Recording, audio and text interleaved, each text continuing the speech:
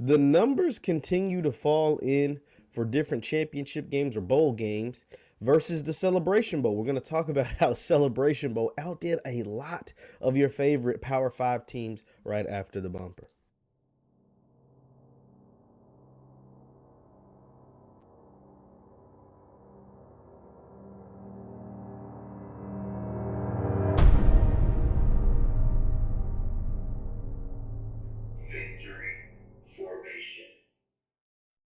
What's good people? Jeff Lightsy Jr. here with the Black Boss channel and Victory Formation. Thank you guys for tuning in. Be sure to hit the thumbs up button, like, share, subscribe, and the notification bell because we upload every single day. Now, the Celebration Bowl was played back in mid-December, but since then, a bunch of bowl games have been played with some of your favorite Power 5 schools, some of your alumni. Some of you guys are alumni at some of these schools, and we're going to look at how the Celebration Bowl stacked up against some of these big-time programs in these so-called big-time bowl games. Now, I shared with you guys back probably about a few weeks ago now on my YouTube page about how the Celebration Bowl did against the Peach Bowl, which was a New Year's Six day. Well, I guess it couldn't have been a couple weeks ago. It had to be like a week ago.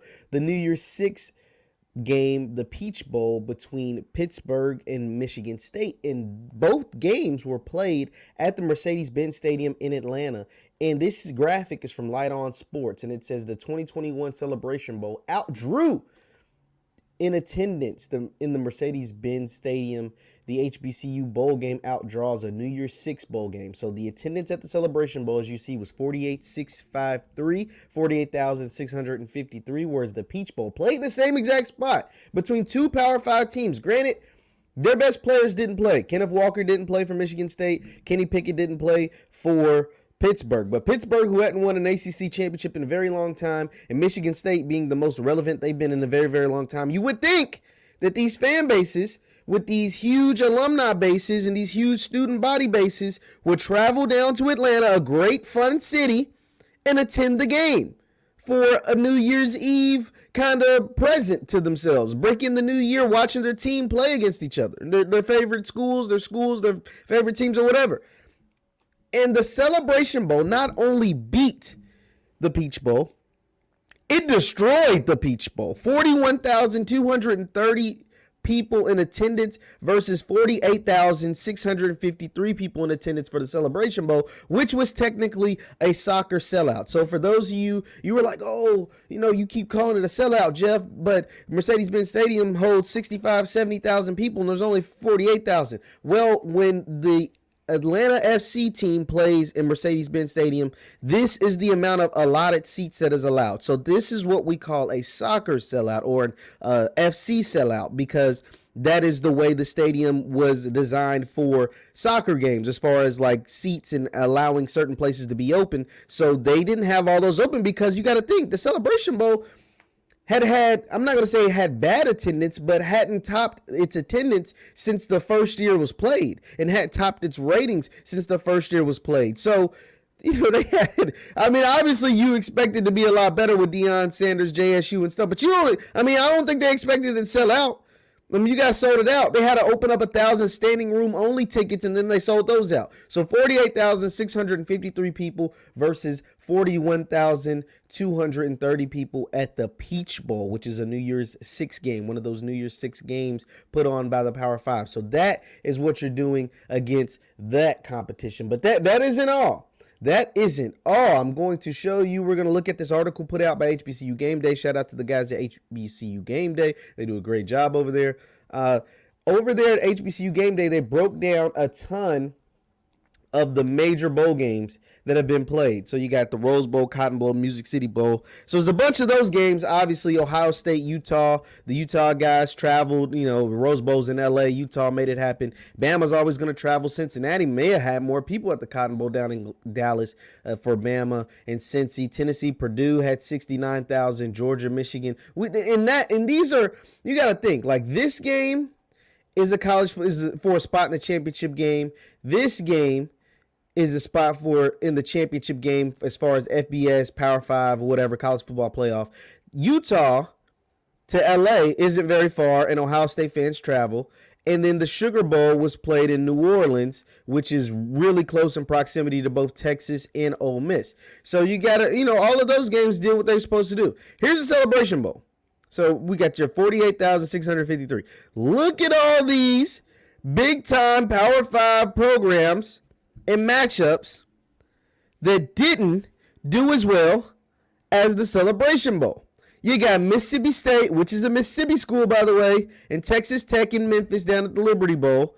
They have less than the Celebration Bowl. The Birmingham Bowl, which had Auburn in Birmingham, Alabama. Think about this, guys. Birmingham, Alabama, Auburn and Houston. Houston is in Texas. Auburn is in Alabama. This game was played in Birmingham, Alabama. The Celebration Bowl did better. Outback, Penn State, Arkansas, 2 Power 5 schools, a Big Ten school and an SEC school. The Celebration Bowl did better then. The Battle of Carolinas, UNC versus South Carolina. The Celebration Bowl did better. Look at, we already talked about the other game that was played at the Mercedes-Benz Stadium between 2 Power 5 schools, 2 schools that had, Heisman contenders, 2 schools that have future first-round picks, 2 schools that played at the exact same place as the Celebration Bowl, and they did 7,000 more. Clemson, now granted, this was a down year for Clemson, and maybe the fans say, hey, we don't want to travel to a Cheez-It Bowl. That's not our problem. Cheez-It Bowl, Clemson, Iowa State a chance to knock off Clemson to get a big-time win. 39,000. Armed Forces Bowl, Washington State versus Central Mid. So look at these major bowl games. This is the Celebration Bowl. So everything under them, they outdrew. What does this tell you? What does it say to you? I know what it says to me, but what does it say to you? Please let me know in the chat. Please let me know in the chat and in the comments what this says to you.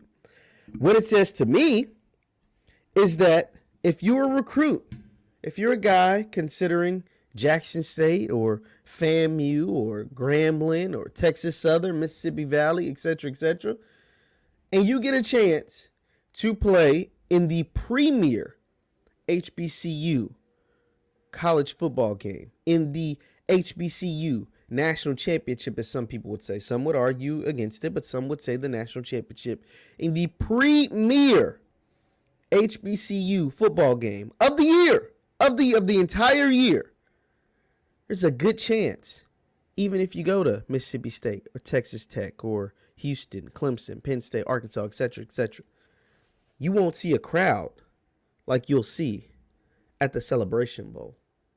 You won't see people that look like you, me, your mama, your daddy, your auntie, grandmama, and them, all them, in the stands, capacity, packed out, 48,000, like you will in the Celebration Bowl. This is motivation and this is inspiration. Looking at these numbers, looking at what took place, looking how all this went down, this is motivation and inspiration. Why? Because the leaders at both the MEAC and the SWAC now have a standard. I'm not so sure if a standard or if they kind of just were like, throwing things at a wall and seeing what would stick. There is now a standard, because now anything less than 48,000 at the Celebration Bowl should be a disappointment. Now, granted, we know the fanfare that Jackson State brings. Hell, I know it just from my channel. From you guys coming in here, Jackson State rolls heavy. Any video that I put up about Jackson State, it gets the clicks, it gets the likes, it gets the views. Because you guys down there, 1400 Lynch Street in Jackson, Mississippi, you love yourself some Tigers. I'm just putting it out there. You can fight me if you think it's different. Them folks, they love and they support the Tigers. JSU, they support Coach Prime, they support the program, everything. So if the Celebration Bowl, let's say FAMU wins the SWAC this year. Let's say Grambling wins the SWAC this year. Let's say it's any other team besides Jackson State. Do you think you can still get that number? I think you can. I think you can. There should be no excuse to not get that number. Anything below that number should be a disappointment. Honestly, you should start to make it to where the good folks down there at the Mercedes-Benz Stadium have to open up more sections. We're trying to get a full stadium capacity, a full stadium sellout, the 65, 70,000 sellout, and not just the 48. That should be the goal. So there's no more going backwards. There's no more going in reverse. It should only go up. And when you see the list of schools and you see the names and you see the bowl games that you did better than and that you were in, you were in rock throwing distance. Look, you were in rock throwing distance of the Fiesta Bowl, another what they used to call BCS Bowl or, New Year's Six Bowl. You were in rock throwing distance. You had 1,000 less people. And if you would have opened it up, you would have got that. It was to Oklahoma State, Notre Dame. Notre Dame, last I checked, didn't have any opt-outs. The coach left. They didn't have any opt-outs. Oklahoma State didn't have any opt-outs. You can say, oh, well, Michigan State and Pittsburgh had opt-outs. Yeah, but they still destroyed the Peach Bowl. Like, they destroyed the Peach Bowl. 41,000 compared to 48.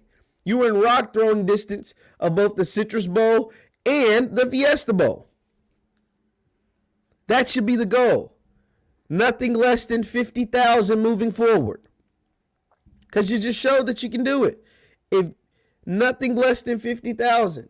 I spoke about like Jackson State's home attendance and how I feel like they'll average 48 plus. So if one school can average 48 plus, I think the Celebration Bowl between the winner of the SWAC, whether that's FAMU, Jackson State, Grambling, Prairie View, Alcorn, whoever, and the winner of the MEAC, whether that's South Carolina State again or any of those other schools,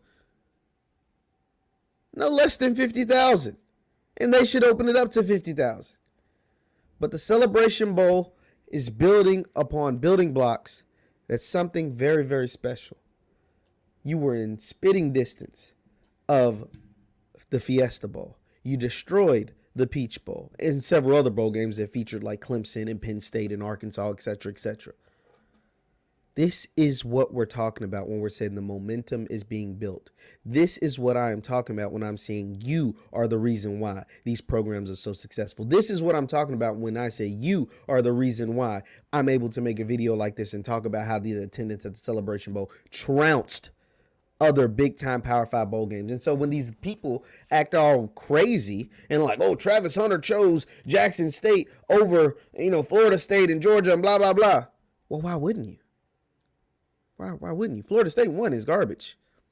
2, out of those, when we looked at those attendance, those attendances at their bowl games, and we can do the same for their home attendance or on the road attendance in those Power 5 conferences, 50,000 people, okay, 50, 60,000, 100,000 in some cases. What percentage of those people look like you? They always say representation matters. Image matters. Representation, representation, blah, blah, blah. What percentage of those people at Penn State, they see the 100,000 at their home games? What percentage of those people look like Travis Hunter, look like me, look like you? What percentage? Is it 10, 15, 20 maybe? You got like the parents of the athletes, a few students. That's about it. They don't really like you. I can guarantee you that's not the case at Jackson State, at Grambling, at Morgan State, at South Carolina State, at FAMU. It's not the same. But when you see 50,000 and only 10% look like you, the parents and a few students, parents, family, and a few students, it ain't the same. But when you see 50,000 of people that look like you, look like your mama, look like your grandmama, yeah, that matters. That kind of representation matters. And that's why I think it's so critical for these universities, FAMU, Jackson State, Grambling, whoever, Texas Southern, whoever, to continue to get those kids in on visits, not just during the off season, but during the season. Because I can tell you this, I've been to a ton of football games, a ton of both high school, college, and pro football. I've been to a whole lot of games. I've never seen I haven't been to an HBCU game, and I've never seen a stadium with 40, 50, 60,000 people that look like me. I've never seen it. I've been to Alabama games. I've been to, University of Louisville, Kentucky, Western Kentucky University, bunch of different games. I've seen a bunch of different teams play, LSU, bunch of different teams play. I can tell you the percentage of black folks in there is about 20%. You take out the family, you're down to about 5 or 10. I've never seen 50,000 people that look like me in a stadium. I can only imagine that it's magical.